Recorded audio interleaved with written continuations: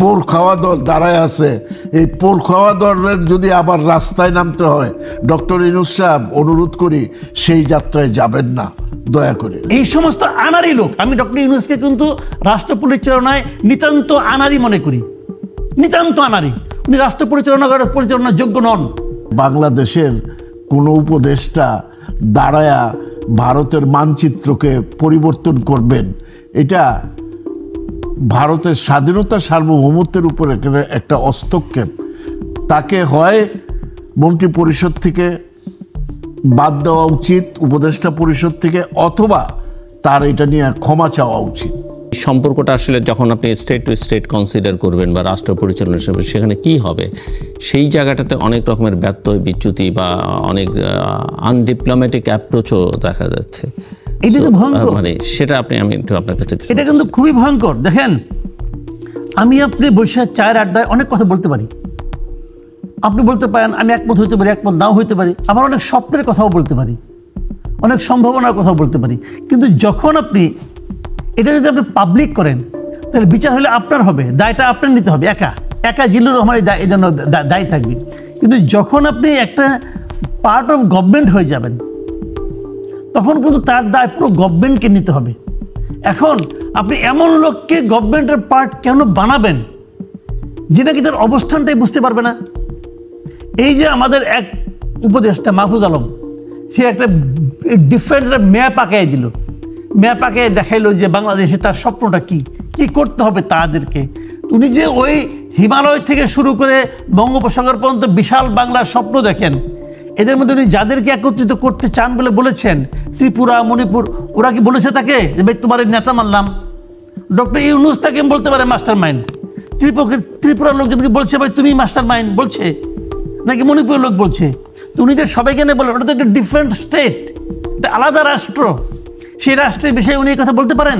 একটা সরকার, আমাদের সরকার একটা পার্ট বলতে পারেন, একটা রাষ্ট্রের সার্বভৌমত্ব। এবং ভয়ঙ্কর ব্যাপারটাকে আমি বলি আপনাকে, এত মানে অবাক লাগছে এই ঘটনাটা হওয়ার পর সে 2 ঘন্টা পর এটা উড্র করে নিছে। এতে কি আসে যায়? কিছু আসে যায়? বরং ওরা বেশি খারাপ হয়েছে এই কাজটা। এতে হয়েছে কি, সবাই যেটা আমাদের কপি, এটা নাই কার কাছে, সবার কাছে আছে। ইন্টারেস্টিং হলো, এই ঘটনার পর তার কোনো রিয়াকশন পাইছেন আপনি বলতে? আপনি সে সরি বলছে? সে বলে নাই, ভালো কথা। তার সহকর্মীরা দুঃখ প্রকাশ করছে? করে নাই। ডক্টর ইউনূস তাকে ওখান থেকে বাদ দিছে? বাদ দেয় নাই কেন? বাদ দেয় নাই কেন? তাকে তা রাখতেই হবে কেন? পিরিতটা কোথায়? দেশের থেকে সে গুরুত্বপূর্ণ নিয়ে বসে আছে, পারবে চাপড়িতে? ইন্ডিয়ান গভর্নমেন্ট পররাষ্ট্র মন্ত্রণালয় দেখলাম কালকে বিবৃতি দিচ্ছে, এই বিবৃতির জবাব আমাদের দেশ কি দিবে? দিতে পারবে? দেখি কে কে কি বিবৃতি দেয়, কত বড় কূটনীতিক আছে, দেখি না কি দেয়। কেন তাকে বহন করতে হবে? কেন তাকে যদি আপনি সঙ্গে সঙ্গে বাদ দিয়ে দিতেন, মুখ রক্ষার জায়গা থাকতো, তাকে রাখতে হবে আপনার। তো এই সমস্ত আনারি লোক, আমি ডক্টর ইউনূসকে কিন্তু রাষ্ট্র পরিচালনায় নিতান্ত আনারি মনে করি, নিতান্ত আনারি। উনি রাষ্ট্র পরিচালনার যোগ্য নন। উনি ভালো মানুষ, মেবি উনি ভেরি গুড সোল, আমি অস্বীকার করি না, কিন্তু উনি রাষ্ট্র পরিচালনা, কূটনীতি যে জিনিসটা, এইটার উনি যোগ্য নন। থাকলে উনি এই মুহূর্তে ওনার বিরুদ্ধে ব্যবস্থা নিতেন। মাহফুজ আলম কেবল সরকারকে না, এই দেশকে, এই মানুষ, এই দেশের জনগণকে একটু ঝুঁকির মুখে ঠেলে দিয়েছে। কেউ কিছু বলছে না, কেউ কিছুই বলছে না, চুপ করে আছে। আমি তো আশা করেছিলাম যে ঘটনার পরে সঙ্গে সঙ্গে তার বিরুদ্ধে অ্যাকশন নেওয়া হবে। কেউ নিতে পারছে না, ভয় পায় তাকে, তাকে ভয় পায়, সিম্পল ভয় পায় আমি মনে করি। তো এগুলো তো ঠিক না। নট অনলি স্টেপ, তার চাহনিকে এদেশের মানুষ বিচার করে, কাউন্টিং। প্রত্যেকটা মানুষ এই জিনিসগুলো বলবে, আপনি ডান দিকে তাকালেন কেন, বাম দিকে তাকালেন কেন, হাসলেন কেন? প্রত্যেকটা বাংলাদেশের মানুষ কতটা ক্রিটিক্যাল দেয় আপনি শুনবেন। একটা ঘটনা বলি আপনাকে, সিম্পল একটা ঘটনা। আজকে ফেসবুকে দেখলাম হাসান আরিফ সাহেব মারা গেছেন। এই মারা যাওয়ার ঘটনা ওখানে রিজওয়ানা হাসান বলতেছিলেন, ওনার মুখে একটু হাসির মতো একটা ভাব দেখা গেছে। সিম্পল, এটা মনে করেন সেকেন্ডের ভগ্নাংশ হবে। আমাকে 3-4 জন পাঠাইছে। একটা মানুষের মৃত্যু সংবাদের সময় মানুষ এভাবে হাসতে পারে? তারপরে তার সম্বন্ধে আনা কাহিনী, মানুষের থেকে সব আছেই। আপনি একটা দোষ পাইলো, আপনি 3 বছর আগে কি করছিলেন সেটাও আবার কাহিনীর মধ্যে নিয়ে আসতেছে, সেটাও আবার কাহিনীর মধ্যে নিয়ে আসতেছে। তো এই হলো বাংলাদেশের মানুষের অবস্থা। এবং এই মানুষ এতটা সচেতন, পৃথিবীর কোনো দেশ বোধহয় রাজনীতি নিয়ে এতটা আলোচনা করে না, এতটা সচেতন না। এই দেশের মানুষ সচেতন। তো আপনি তো এই দেশেরই রাষ্ট্র ক্ষমতায় গেছেন, আপনি তো এই দেশেরই সরকারে যখন থাকবেন, আপনাকে এই দেশের মানুষের যে আপনার যে অ্যাটিটিউড, মানুষের যে আচরণ, মানুষের যে চিন্তা, এই সম্পর্কে আপনার ওয়াকিবহাল থাকতে হবে। থাকেননি কেন আপনি? আমি মনে করি যে মাহফুজ আলমের বিষয়ে এই সরকারের একটা বক্তব্য আমি অবশ্যই আশা করি সরকারের ব্যাখ্যা দেওয়া উচিত। হোয়েদার হি ওয়াজ রাইট, সে ঠিক বলেছে, ওটাকে আপনি স্ট্যান্ড করেন, ওটাকে আপনি ধারণ করেন, অথবা উনি ঠিক বলেন নাই, যদি ঠিক না বলে থাকেন ওনার বিরুদ্ধে ব্যবস্থা নেওয়া উচিত। উনি ওটা উড্র করে নিয়েছেন, এটা কোনো সমাধান না। মিস্টার ঢালি, আমরা চাই বা না চাই, ভারত আমাদের প্রতিবেশী, এবং শুধু প্রতিবেশী নেই, ভারত আমাদের বৃহৎ প্রতিবেশী, এবং ভারতের সাথে আমাদের সম্পর্ক সামাজিক, ঐতিহ্যগত, ঐতিহাসিক, অর্থনৈতিক সব দিকেই আমরা ভারতের সাথে বন্ধনে আবদ্ধ।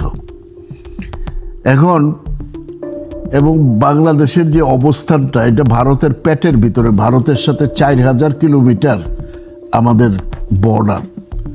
এই 4000 কিলোমিটারের বর্ডারের ভিতরে অবস্থান করে ভারতের সাথে বৈরিতা যেমন সাজে না আমাদের, তেমনিভাবে ভারতের সাথে কিভাবে সুসম্পর্ক রেখে এখানে রাষ্ট্র পরিচালনা করা যায়। আমরা আওয়ামী লীগের মতো যেমন ভারতের একেবারেই দাসত্বমূলক ভারতের সাথে যে আচরণ, সেটাকেও যেমনিভাবে সমর্থন করি না, আবার ভারতকে ইগনোর করে বাংলাদেশে পলিটিক্স করা এটা খুবই কঠিন বিষয়। এবং ভারত পৃথিবীর মানে পঞ্চম বৃহৎ শুধু শক্তিই নয়, দক্ষিণ পূর্ব এশিয়ার ভার কেন্দ্র হচ্ছে ভারত। আজকে পশ্চিমা যে রাজনীতির টোটাল কেন্দ্রবিন্দু চলে আসছে দক্ষিণ পূর্ব এশিয়ায়, কেননা চীনের কারণে আজকে আমেরিকাকে তাদের ভারতের সাথে যে সম্পর্ক, এবং ইন্দো প্যাসিফিকে অন্যতম পার্টনার হচ্ছে আমেরিকার ভারত।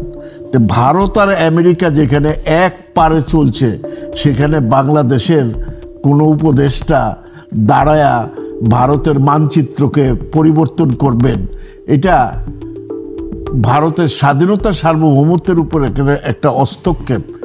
তাকে হয় মন্ত্রী পরিষদ থেকে বাদ দেওয়া উচিত, উপদেষ্টা পরিষদ থেকে, অথবা তার এটা নিয়ে ক্ষমা চাওয়া উচিত। আমি মনে করি ক্ষমা খুব সুন্দর জিনিস, যে আমি ভুলবশত এটা করেছি, আমি এটার জন্য ক্ষমা চাই। কিন্তু এ ধরনের প্রতিবেশীর সাথে, ভারতের মতো প্রতিবেশীর সাথে আমাদের কূটনৈতিক দোলাচাল এখনো মনে হয়, আমার কাছে কেন জানি মনে হয় খুবই দুর্বল জায়গায় আমরা আছি। ভারতের সাথে আমাদের কথা বলা দরকার, নিরাপত্তা নিয়ে, বাংলাদেশের স্বাধীনতা নিয়ে, বাংলাদেশের রাষ্ট্র নিয়ে, বাংলাদেশের সমাজ নিয়ে আমাদের খোলামেলা কথা বলা দরকার। সেই খোলামেলা কথা না বলে ভারতের সাথে দিন দিন কিন্তু আমরা দূরত্ব সৃষ্টি করছি। এই দূরত্ব সৃষ্টি করার কারণে লাভ হবে কার? শেখ হাসিনা ওইখানে বসে আছে। ভারত কিন্তু একটা কথা আমাদেরকে স্পষ্ট বলে দিয়েছে, শেখ হাসিনাকে প্রাইম মিনিস্টার বলেনি, বলেছে x prime minister of Bangladesh. সেই জায়গাটা তারা কিন্তু অত্যন্ত ক্লিয়ার করছে, এবং তাকে মেহমান বলেছে, কিন্তু অযাচিত মেহমান, যে আমাদের এখানে জোর করে চলে আসছে আর আমরা মেহমান বানাইছি। এখন এই সমস্ত যে আওয়ামী লীগের এই সমস্ত বিচার বলেন, এভরিথিং বলেন, এগুলো করতে গেলে অবশ্যই ভারতের সাথে এক ধরনের মানে সমঝোতা বা এক ধরনের মৈত্রী, এক ধরনের আলোচনা আমাদের করা দরকার। ভারতের সাথে আমাদের একটা পঞ্চশিলা নীতির ভিত্তিতে একটা সুসম্পর্ক গড়ে তোলা। সেই সুসম্পর্কটা গড়ার দিকে কেন জানি ডক্টর ইউনূসও যাচ্ছেন না, আর অন্যরা যাচ্ছেন না। এটা না গেলে আগামী দিনে আমাদের বাংলাদেশের রাজনীতি, বাংলাদেশের অর্থনীতি অত্যন্ত ভঙ্গুর অবস্থায় যাবে, ভারত যদি আমাদেরকে সাহায্য সহযোগিতা না করে। কারণ ভারতের সাথে রয়েছে ইন্দো প্যাসিফিকের বড় হচ্ছে আমেরিকা, এবং আমেরিকা আমাদের অর্থনীতির মূল অংশ নিয়ন্ত্রণ করে। সেই জায়গাগুলোতে আমার মনে হয় যে এই বর্তমান যে উপদেষ্টা পরিষদ অত্যন্ত দুর্বল ভূমিকা, এবং আমি মনে করি ক্ষমতায় আসার পরের দিন থেকে তাদের প্রথম ফোকাস উচিত ছিল যে ভারতের সাথে সে সম্পর্কটা সেটা না করে ভারতের সাথে আরও কিভাবে বিরোধ বাড়ানো যায় তারা কিন্তু সেই দিকে যাচ্ছেন। সেটা খুব বাংলাদেশের জন্য খুব মঙ্গল বয়ে আনবে না। আশা করি আমাদের পররাষ্ট্র মন্ত্রণালয় এবং উপদেষ্টা পরিষদ এটা অনুধাবন করে ভারতের সাথে কিভাবে এই সম্পর্কটাকে সুন্দর এবং একটা ডেমোক্রেটিক রিলেশন বজায় রাখা যায় সেই দিকে যাওয়া উচিত। তা না হলে আগামী দিনে বাংলাদেশের রাজনীতিতে ভারতের যে প্রভাব, সেই প্রভাবের কারণে এখানে একটা বিশৃঙ্খলা সৃষ্টি হওয়ার সম্ভাবনা থাকতে পারে। সেই দিক থেকে আমাদের সচেতন হওয়া এবং সবসময়ের জন্যই আমাদের ভারতের সাথে একটা সুসম্পর্ক বজায় রাখা দরকার। এবং সেই সম্পর্কটা আমি মনে করি না যে দাসত্বমূলক নয়, বন্ধুত্বপূর্ণ সম্পর্ক ভারতের সাথে সবসময় রাখা যায়। কিন্তু আমরা এই সরকার ক্ষমতায় আসার পরে বিভিন্ন বক্তব্যের মধ্য দিয়ে আমরা ভারতের সাথে একটা শত্রুতামূলক সম্পর্কে চলে যাচ্ছি। এইটা আমার কাছে মনে হয় না যে কোনোভাবে কূটনৈতিক দিক দিয়ে কোনোভাবেই এটা ভারসাম্যপূর্ণ নয়। কূটনৈতিক ভারসাম্য রক্ষা করে ভারতের সাথে সম্পর্কর উন্নতি হওয়া উচিত বলে আমি মনে করি। তা না হলে সামনের দিনগুলোতে বাংলাদেশের নির্বাচন বলেন, আওয়ামী লীগ সেখানে বসে আছে, এখানে বিভিন্ন রকমের সমস্যার সৃষ্টি হতে পারে। সেটাকে সম্ভাবনা রেখেই আমাদের সামনের দিকে যাত্রা করা উচিত। নির্বাচনে উনি একটা ডেট ঘোষণা করবেন, সেখানেও দেখুন উনি একটা অস্পষ্টতা রেখে দিয়েছেন। উনি অস্পষ্টতা রেখেছেন কেন? রেখেছেন এই কারণে যে ওনার নিজের থেকে কোনো চিন্তা নাই। উনি প্রসঙ্গটা উঠে ছেড়ে দিয়েছেন, উনি শুনবেন এখন কে কি বলে, এবং যারা কে কি বলে যেগুলি বলবে তার মধ্যে যাদেরটা বেশি জোরে শোনা যাবে, যাদেরকে উনি বেশি ভয় পান, ভালোবাসার কোনো ব্যাপার নেই কিন্তু এখানে, উনি যাদেরকে বেশি ভয় পান, যারা মনে করেন যারা আমাকে বিব্রত করতে পারে, বিরক্ত করতে পারে, আমার অস্তিত্বের জন্য হুমকি হতে পারে, তারা যেটা বলেন উনি সেটা শুনবেন। এই জন্য উনি একটা অস্পষ্টতা রেখে দিয়েছেন, বড় একটা গ্যাপ রেখেছেন। 2026-এর 25 আপনার জুন পর্যন্ত এটাকে ডেটটাকে উনি কিন্তু এক্সটেনশন করেছেন। আবার এদিকে রেখেছেন ডিসেম্বর পর্যন্ত, 25 ডিসেম্বর পর্যন্ত। আসলে বাস্তবতাটা কি? আপনি যদি আমাকে বলেন, আমি আমার চিন্তার থেকে বলতে পারি যে নির্বাচন 2025-এর মধ্যেই করা সম্ভব, ডিসেম্বর পর্যন্ত যাওয়াও লাগবে না, তার আগেই সম্ভব। আমি আপনাকে সহজ করে হিসাবটা বলি। উনি কি বলেছেন? প্রত্যাশিত সংস্কার যদি আপনি করতে চান তাহলে আপনি সেটাকে 2026-এর জুন পর্যন্ত নিয়ে যাবেন। এই তো করবেন, ভালো কথা। প্রত্যাশিত সংস্কার জিনিসটা কি? প্রত্যাশিত সংস্কার হচ্ছে সেই জিনিসটা যে সংস্কারটা আপনি করতে চান। কার প্রত্যাশা? জনগণের প্রত্যাশা, ওনার প্রত্যাশা, ছাত্রদের প্রত্যাশা, নাকি পলিটিক্যাল পার্টিগুলির প্রত্যাশা? প্রত্যাশাটা কার? আচ্ছা, আমি ধরে নিচ্ছি ওনার প্রত্যাশা, ধরে নিলাম, অথবা ধরলাম জনগণের প্রত্যাশা ওনার মধ্য দিয়ে প্রকাশিত হচ্ছে। যদি সেটাও হয়, সেক্ষেত্রে উনি অনেকগুলি সংস্কার কমিশন করেছেন। কেন করেছেন? ওনার প্রত্যাশা যে এই সংস্কার কমিশনগুলো সংস্কারের কিছু প্রস্তাবনা দিতে পারবে। প্রধান করেছেন কয়টা? 6টা কমিশন। সেই 6টা কমিশন নিয়ে আবার জাতীয় ঐক্য কমিশন উনি গঠন করতে চাচ্ছেন। ভালো কথা। এই 6টা কমিশন রিপোর্ট দিবে কবে? প্রথমে ছিল ডিসেম্বরে দিবে, এখন তারা বলছে এটা তারা জানুয়ারিতে দিবে।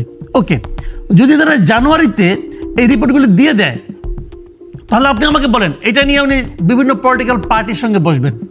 কারণ পার্টির সঙ্গে বসলে ওনার এই রিপোর্ট নিয়ে আলোচনা করতে কয়দিন লাগবে? তার লাগবে হলো ম্যাক্সিমাম ধরেন 1 মাস, 2 মাস, 3 মাস। আপনি 3 মাস ধরেন, 3 মাস ধরেন।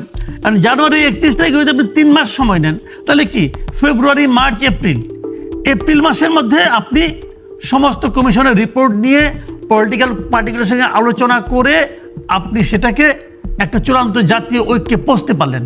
ওকে, তারপরে আর সময় কেমন লাগবে? ধরো যাক ড্রাফটিং করবেন, ওরা করেন ড্রাফটিং, এক্সপার্টদের সঙ্গে আলোচনা করবেন, তাও করেন, তাহলে ধরেন আর 2 মাস লাগলো। তাহলে এপ্রিলে পরে কি মে, জুন মাসের মধ্যে আপনার সংস্কারের প্রস্তাবনা শেষ। এরপরে কি থাকে ভাই?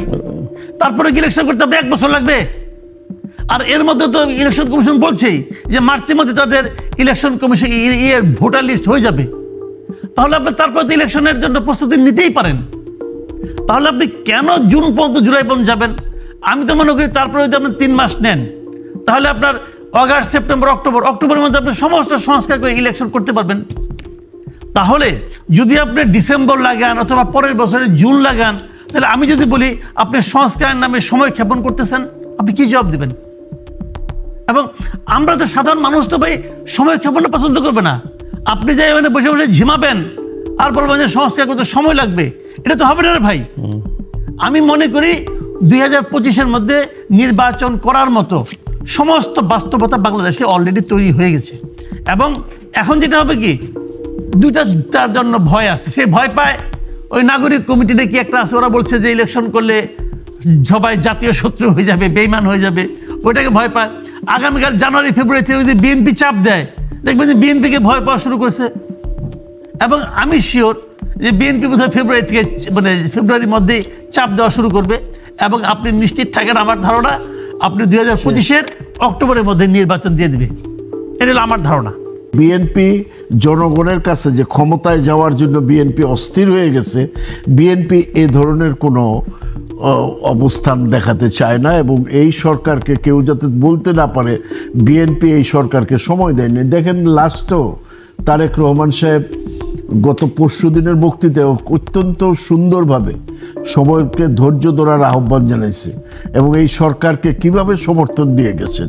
এবং আমি মনে করি যে আমাদের অ্যাক্টিং চেয়ারপারসন জনাব তারেক সাহেব highly matured political standard maintain করে উনি এগিয়ে যাচ্ছেন, এ ব্যাপারে যাতে কোনো সমালোচনা। এবং বিএনপি যদি কালকে মনে করে বিএনপি এখন সর্ববৃহৎ রাজনৈতিক দলই নয়, শুধু বিএনপির কর্মীরা আন্দোলন সংগ্রামে অত্যন্ত পোর খাওয়া তারা, কাজেই তারা যদি আন্দোলনে নামে 1 ঘন্টার ভিতরে এই সরকারের সমস্ত কিছু পরিবর্তন করা বিএনপির পক্ষে সম্ভব।